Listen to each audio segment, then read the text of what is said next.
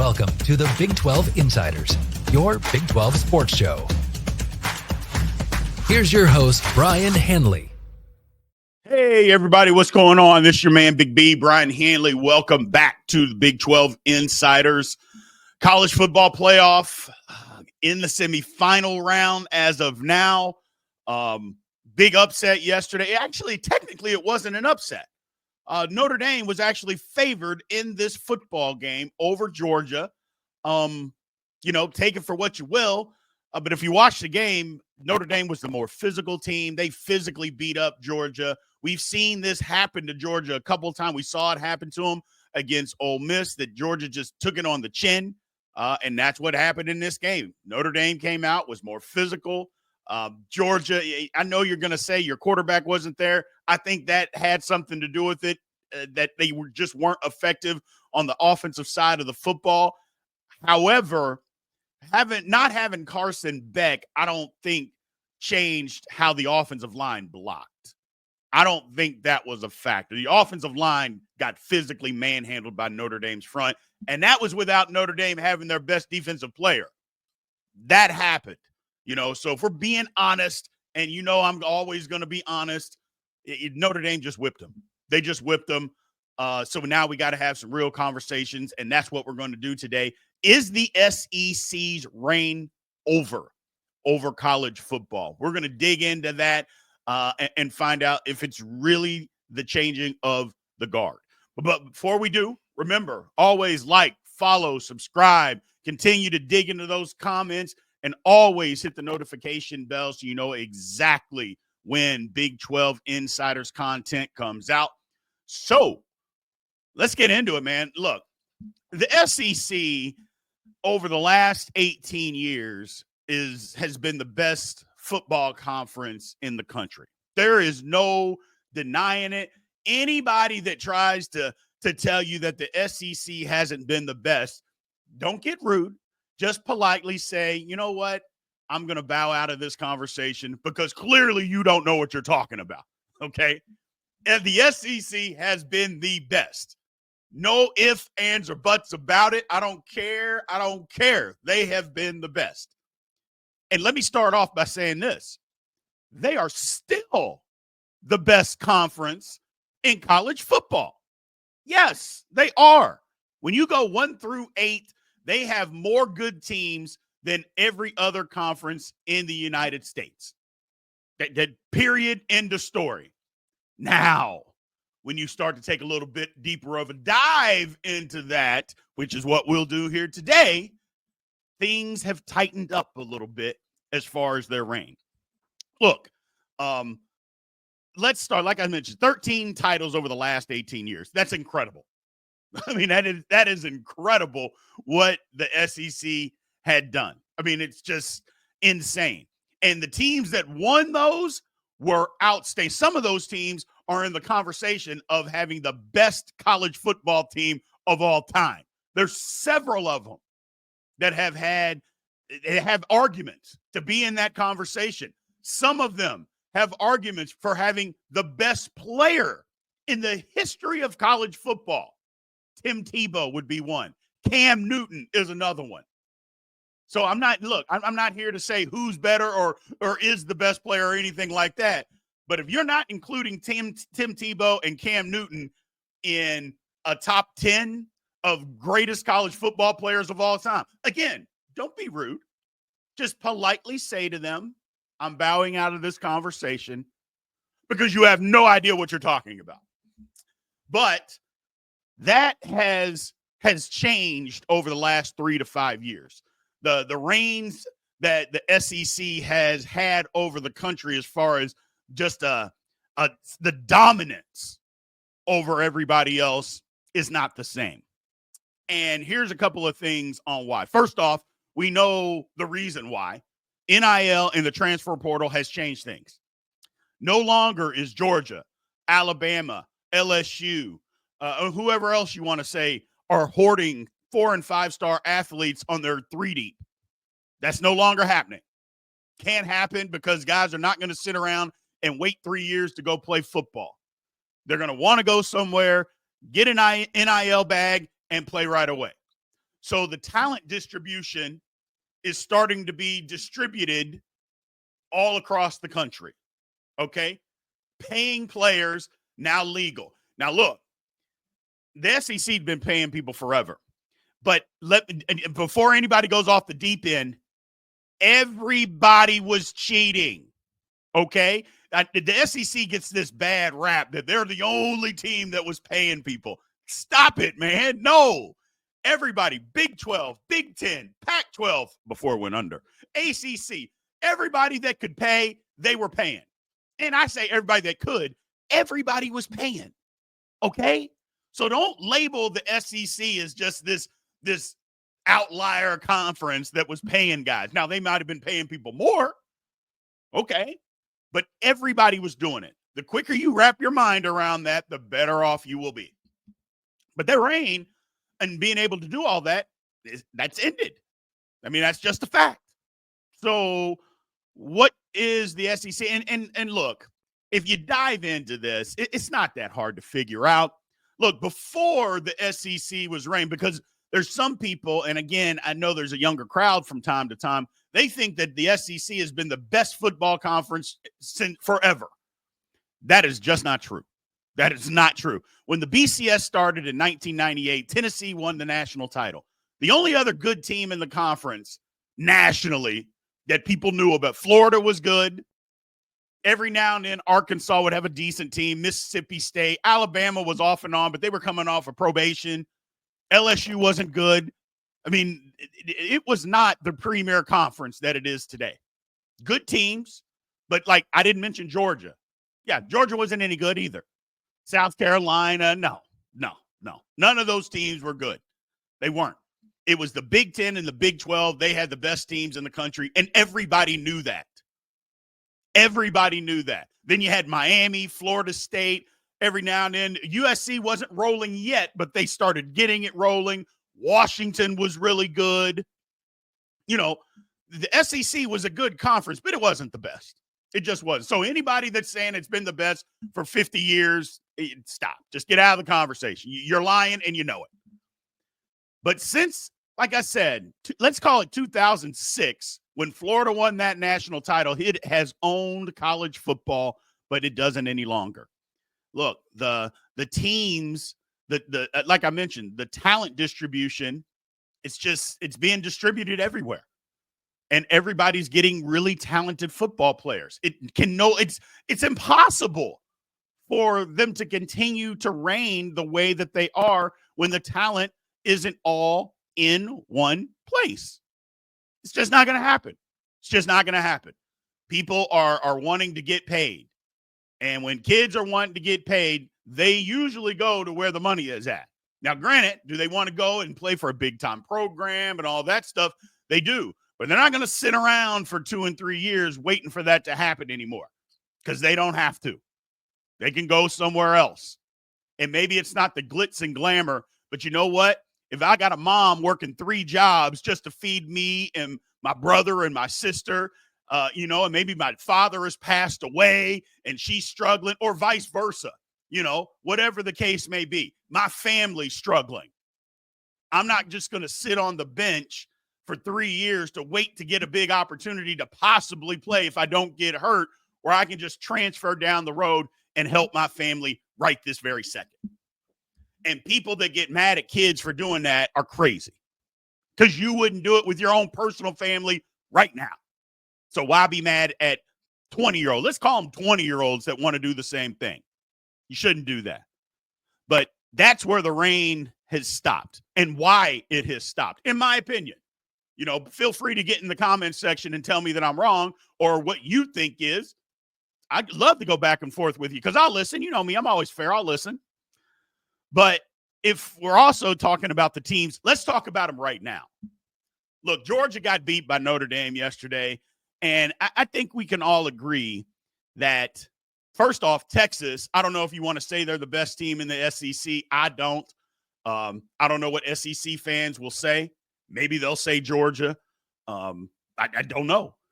But we saw Georgia was flawed. They were a flawed football team. They were. They had gotten with everybody there. They had gotten beaten by teams within the SEC. So Georgia was flawed. You knew that.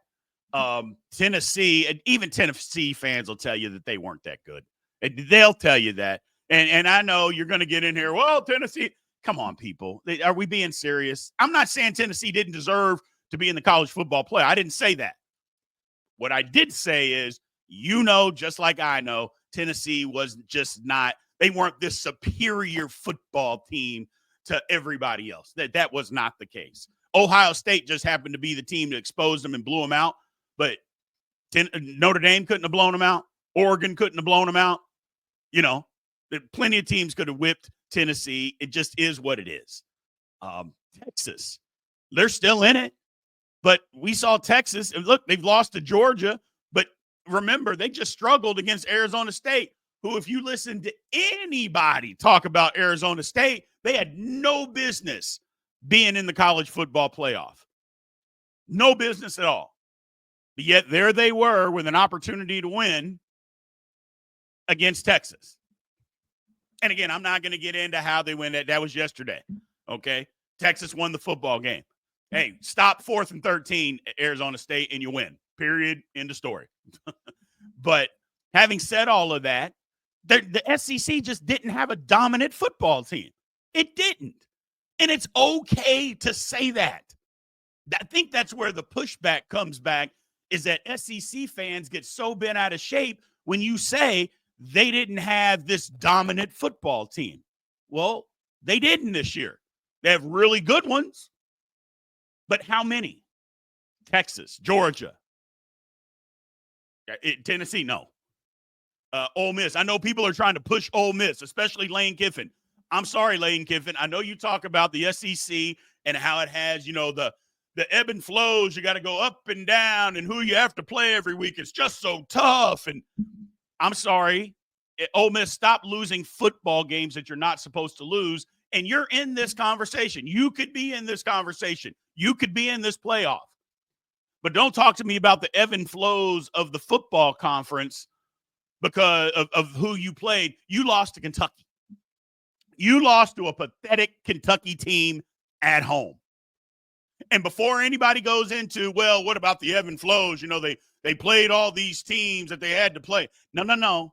This was the first SEC game of the year after they had played, Georgia Southern? This was in September. They hadn't played anybody yet. And Kentucky was supposed to be another one of those nobodies, and they beat you. So stop. So no dominant teams. None in the conference. And I think that's okay, because here's the thing. I think everybody loves parity in college football. People got tired of the SEC dominating so much. It's kind of like voter fatigue when you don't vote for the best player to constantly win the MVP, like Michael Jordan. Michael Jordan should probably have 10 MVPs. But every now and then, they would vote for somebody else because somebody else had a great season and their team had a great record, so you vote for them. But were they really the best player? Were they really better than Michael Jordan? Yeah, no, they were not. Voter fatigue. So I think people just got tired of the SEC dominating. Now, like I mentioned, NIL and the transfer portal has changed it. But for college football fans, they like seeing other teams being in there. Now, we can get into the college football playoff on who you thought should or shouldn't get in, all that kind of stuff. That's a different conversation for a different day. But I think for the most part, outside of maybe SEC fans, they love the fact that there's new blood in this and somebody else has an opportunity to win a national championship. Now, you might say, well, Texas is in the SEC. The SEC hasn't accepted Texas yet. You know that. I know that. You know that. Texas fans even know that. Now, if Texas wins the national championship, that'll be different. They will welcome them in with open arms, and you know it and I know it. But as of right this very second, the SEC fan, or maybe they're starting to because they're the only team left, they haven't accepted them. Hell, there were so many comments yesterday talking about Texas. They're not SEC, and they never will be. Well, damn. What are they supposed to do? So There's just not a dominant team in college football. I think that's okay. I don't think there's going to be. I think it's going to be year to year because NIL teams are going to buy to. I mean, heck, Phil Knight said you got an unlimited NIL. We'll get as much as we want to pay. You come to Oregon and we'll figure it out. Well, there's a billionaire just basically telling you, I got an open checkbook. And there's going to be other schools that are going to have open checkbooks. Now, you might think that opens it up to, well, the team with the most money, but it doesn't always work that way. It doesn't always work that way because are you telling me Georgia? I'm not saying Georgia has the most money, but are they hurting for money? Is Alabama hurting for money?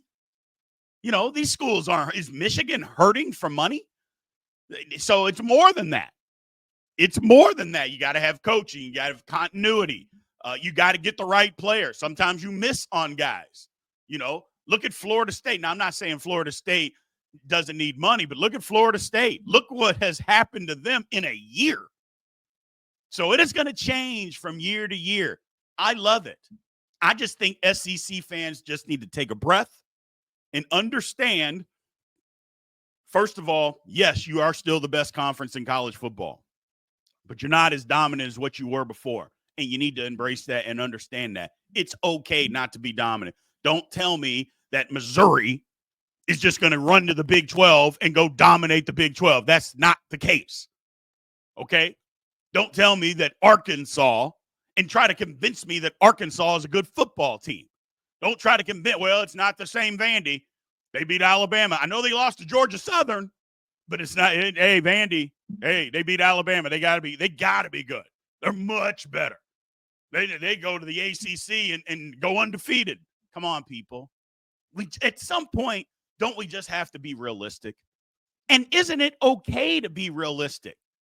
Or is the hold on, should I say, power that much or that strong that you just throw out all truths, inhibitions, ability to function rationally and just say anything because it's on the internet and nobody will know who I am? Because that's what I always push back on. People constantly making comments on the internet, using internet troll tag words or internet troll comments to say stuff because they can't put together a rational thought. So, hey, everybody says this, hey, cry more. You don't know ball. Come on, guys. You're better than this. It's just college football. It's not life or death. It's just college football. And I get it. It's important. Trust me, it is important to me, just like it's important to you. But isn't it better if we can just all be truthful and just have fun? Isn't it better to just deal with what is actually happening in reality versus trying to hold on to something that is no longer true? The SEC is dominant. It absolutely is. It's the best conference in college football. But to say that it's has the stronghold or the dominant conference that it was 3-5 years ago, it's just not true. It's just not true. And it's okay for it not to be true. I think that's what I'm trying to get across to SEC fans. It's okay for it not to be true. It's fine. Doesn't mean that your program is terrible unless you root for a terrible program. Doesn't mean your conference is terrible. Doesn't mean any of that. It just means everybody's catching up. It happens. Just like an economy. Economy's good. Economy gets bad. Things change. And you just got to roll with the punches, man. And the thing about this NIL and transfer portal stuff, it's going to start changing from year to year. Don't be surprised if next year a team, and I don't want to say a name because everybody's going, oh, they're going to be good. And that's not what I'm talking about. What I'm saying is don't be surprised next year if a team in the SEC is terrible and we think they're supposed to be good. We saw it this year in the ACC. People thought Florida State was going to be good. Pathetic, to say the least. People thought Michigan, again, was going to be good. Pathetic, to say the least. Washington, pathetic. They thought Washington might take a little step back. They took a dynamic step back. So that's what I'm saying. This stuff is going to change from year to year. But it also means there's going to be a team that you didn't think was any good, that's going to be great. Arizona State comes to mind. BYU comes to mind. Indiana comes to mind. Now, I know. I said that Indiana didn't belong in a college football playoff and they hadn't played anybody, and I was right, but they still won 11 football games.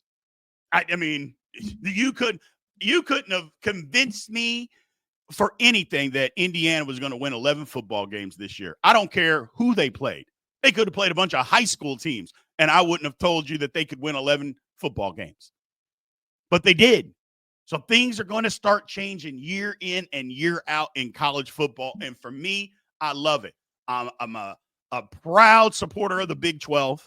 The Big 12 got a bad rap this year. The reason being is for just what I said.